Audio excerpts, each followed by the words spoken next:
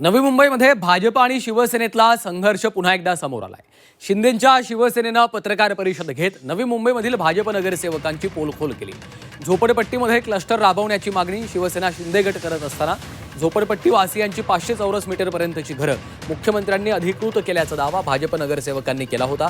प्रत्यक्षात हा निर्णय मुंबई आणि मुंबई महानगर प्रदेश वगळून लागू होणार असल्याचं मुख्यमंत्र्यांनी सांगत शिवसेना नेत्यांनी भाजपला लक्ष्य केलं. आम्हाला तुम्हाला सांगायचं एवढंच होतं का हा जो मेडकर आणि सुधाकर सोनवणे यांनी ज्या पद्धतीने त्यांचं तुम्हाला लॅपटॉपवरती त्यांचं बोलणं पण दाखवलं. म्हणजे सीएम साहेब काय बोलतात आणि हे काय बोलतात यांनी करायला पाहिजे ना.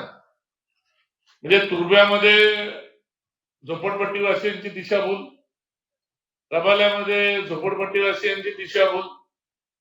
म्हणजे लोक झोपडपट्टीवाल्यांना आता हे सांगत सुटलेत की आपल्याला मुख्यमंत्री साहेब 500 मीटरची जागा फ्री करून देणार, म्हणजे जागा आपल्या नावावरती करणार आहे आणि 1500 फुटाची पण आपल्या नावावरती. ह्या भोईर साहेबांनी सांगितलं तसा तो कायदा आपल्या शहराला लागू नाहीये.